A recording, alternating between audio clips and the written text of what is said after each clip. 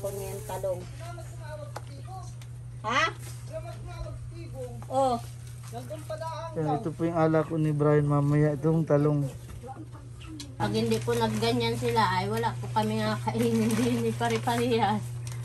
Yan po ay yung mga pamangkin kong yan ay masisipag maghanap buhay yan. Saan po kayo naghanap ng mga titindang gulay mamaya? Ayun po sa bundok nga po sa Sabang. Kami galing. Bakit Totoy, mas gusto mong magtinda kaysa manghingi ng pera?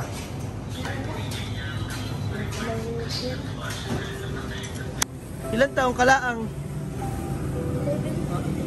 11? Sipag mo naman Tutoy. 11 pa lang ay paghahanap buhay ng nasa isip mo. Wala na kasi po ako mag-vlog. Ha?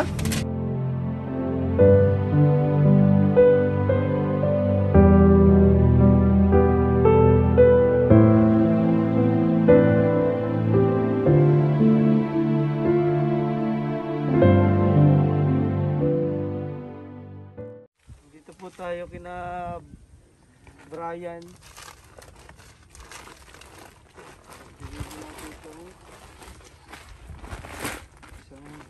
Sakong bigas mo muna at hindi ko kayang buhatin yung yung grocery. Tara na po, papasok pa tayo dito.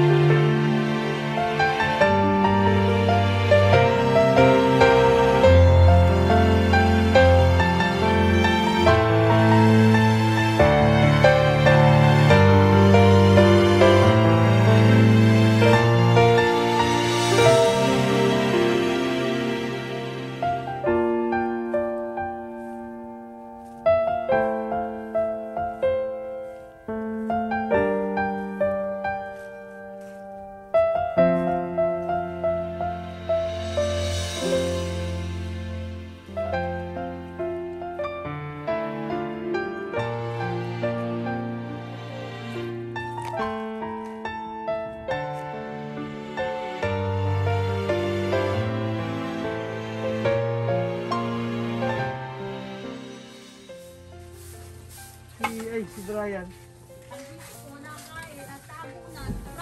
Yan po.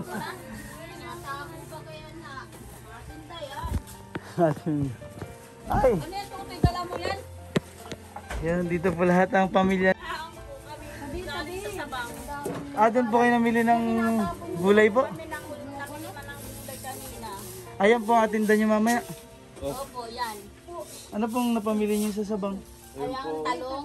Lagi po sabang kami Galing sa Sabang ang nakabili lang. Nakain pala po kayo ngayon ano? Alas 2 na po ay. Ayun, po kadating ko pala po yung tako. Saan po kayo naghanap ng mga titindang gulay mamaya? Ayun po sa bundok nga po sa Sabang. Kami galing. Huwag ire. Ay, hindi pagdala yun. Bago pa lang nakain. Sige po, kain po muna kayo dyan. Hindi, ito na po, may bangko. Salamat po. Ikaw nakahubad pa. Inalagaan ni Tita Maricel. Inalagaan. Magkano pong kuha niyo yung ganyan sa Sabang? Ng, 400. isa pong plastic na ganyan sa Sabang.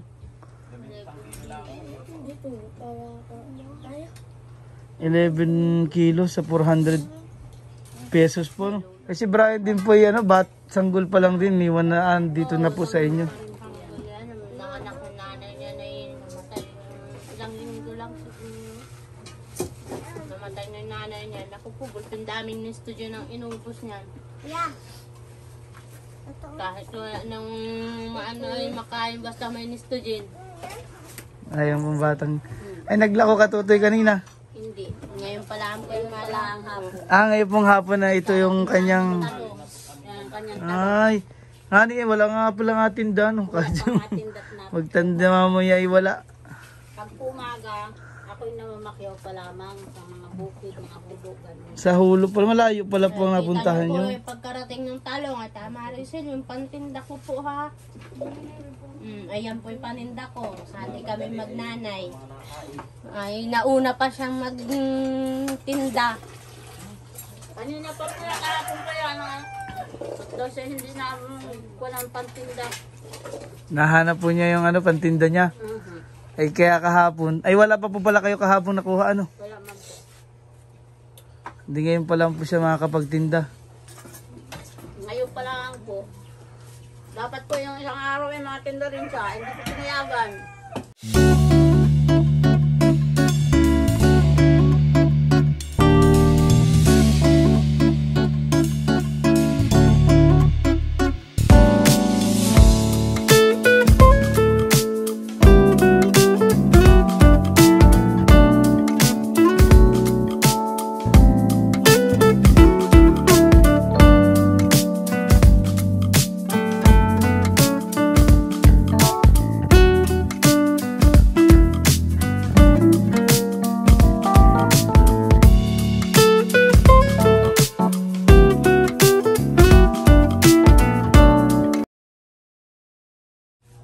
Aba, hindi ko pinayagan. Nagtinda ng turon. Sa ano po, yun dito sa kapitbahay. Yung po ang nilako niya, turon. Hindi naman turon nila ako na kahapon.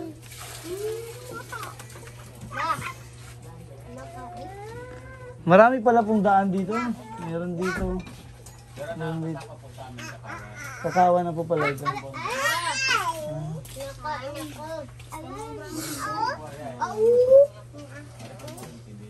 Yan pala po ang pasok dyan. Dito po kami nasanay sa kabila eh. Yung kay Tatay Palermo. Kami po, doon po kami nakakuha ng gulay sa kanila. Oh. Kahit wala pa po kami pambayad, kung kami nagpambayad, hindi man po kami napunta niya ng pagpili. Mabait po si Tatay Palermo. Mag-asawa po. Kaya nakakuha ay utang muna. Galing po ako ruwas kahapon. Hapon na po kami nakarating. Ay naghahanap po sa aming mag-asawa yung Hindi pa nga rin luto yan. Lagi mo na yun. Mamaya. Yung mag-asawa, hinanap po namin sa palengke. Tapos hindi raw po nagtinda. Opo. Ay, una po nasa ruwan. Siya po ay nagkampo. Ano pa Tatay? Yung kwento? Isang buwan po at kalahati. Ito pong batang bunso. Yung maliit po na yan, iniwan po ng magulang yan. Hindi po namin alam ay umuwi po kami, nandiyan po ang bahay ko yung may yearong rin na yan. Oho. Ay naiwan po dito yung bata. Ay kami po, pagka po nagkatinda, ay iniwan po niya mag-isa, wala pong kasama sa bahay. Tapos, yung pagkakuha po niya, umuwi po kami, iniwan ko po yung motor ko at may nagaiyak po. Yung sa loob ng bahay ko ay wala naman pong maliit kami. Yung nagaiyak, itim na po yung bata, kawawa. Hindi agad ako makadais po at sarado po yung pinto namin. E di sabi ko, bakit merong bata din sa atin?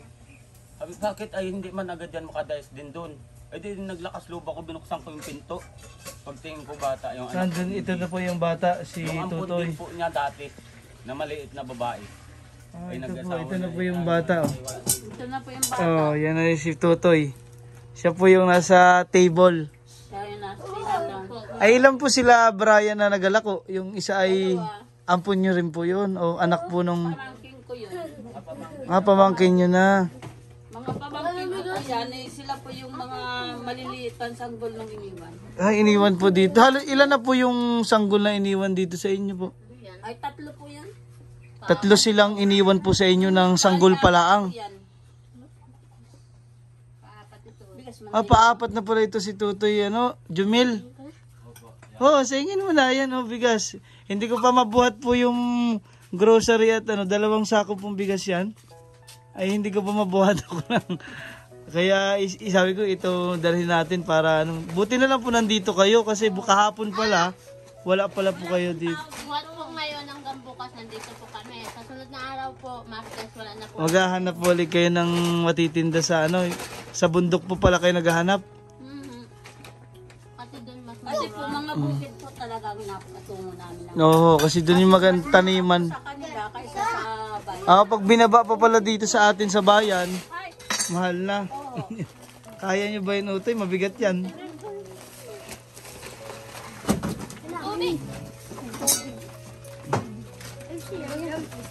Magasaing na daw po si Brian. Wala nang kanin si Tutoy Jumil. Jumil po, no? No, pare po may diferensya. Si Jumil po. Pirahin din po are. Pagtungtong ng 10 taon, kailangan sinupirahan ng bayan. 10 taon pa po ang advice po ng doktor. Yun po ang advice ng doktor. Si Jumil po yung napansin nyo, nakita nyo po sa video. Lumaki po yung bayag ng bata. Matagal mo siya bago inilabas sa ano. Kagayan daw, Brian. Bakit ka itutoy? Ay, hindi po nakita ng doktor kasi yung maliit pa siya, nasanggol. Ito po si Tutoy Jumil. Alis muna kayo dyan daw! Ano sabi po nung doktor, Ang tita? sabi po ng doktor kasi sa akin na kausap ko na yung bagong anak yan, hindi pa daw po makita. Kasi bago po makita yun, siya yung 1 taon at kalahati. Ay nung makita po namin yan, siguro mga 4 na buwan siya, lumabas na yun. Kahit anong gawin kong painit dun sa kanyang bayag, hindi rin nahulian, hindi naliit, ganun. Kaya lang lumiliit siya pag yung di ba yung buwan ay paliit, yun maliit siya. Ano pong advice ng doktor nung na-try niyo Ay, pong yan pa-check up? sabi ng doktor po sa akin, pagdating ng Wala 10 naman taon pong yan perang at pampapira. malaki na siya, operahan na siya. May sinabi po ba ang doktor? Anong daw tawag dyan sa nangyari? Los daw po yun. Kay Tutoy. Kasi yun may butas yung pinakang ano, yung labasan ng kanya, kaya yun ay ano yung loob na yun tatahiin sa saraduhan. Pag nasaraduhan po yun, hindi na yun magkakaroon ng lusyos. Kaya lang hindi siya pwede magbuhat. Yung bata lalong mabutas ulit. Kasama ni Brian na nag-ano din, Christian, si Christian. opo, yun po yung nagalako din ang bulan. Nagalakot din ng gulay. Natulungan po sila ditong lahat. Si Christian, si Brian ang Pag hindi po nagganyan sila ay wala po kami nga kainin din ni pare-parehas. yan po ay yung mga pamangkin kong yan ay masisipag maghanap buhay yan.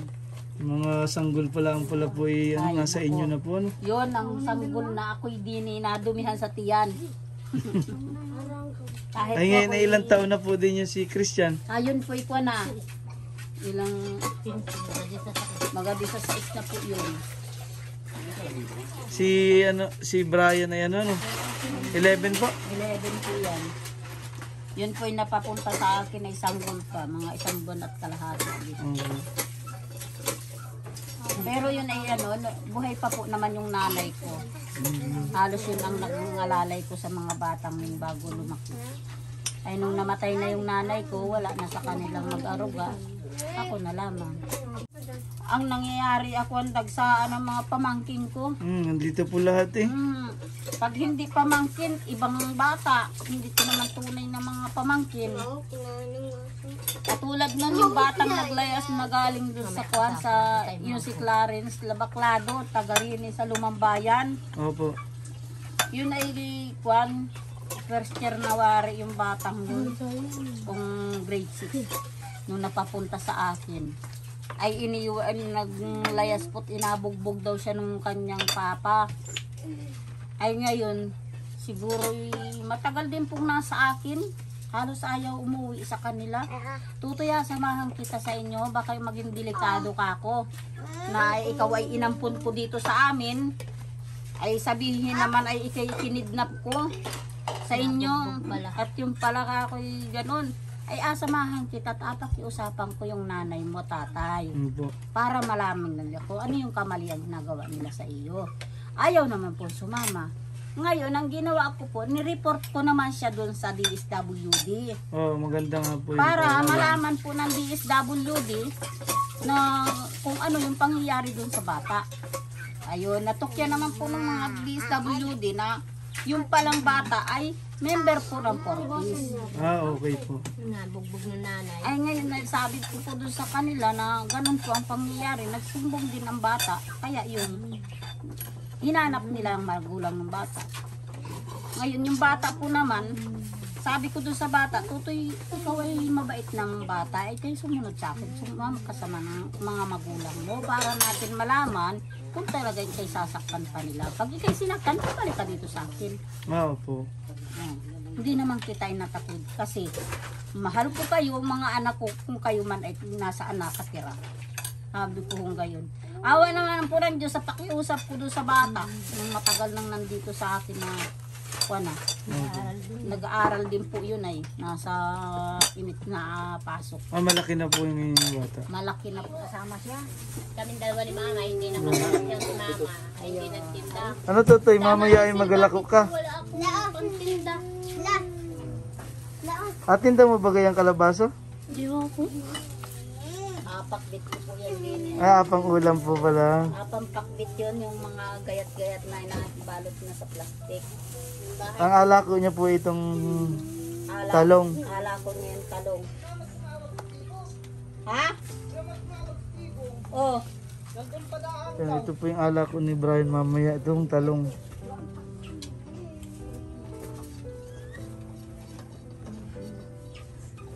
Ikot, anong ikot mo mamaya? Saan ang simulan daan? pwede nyo na ilagay oh. Wawa mo? Wawa hanggang triangle.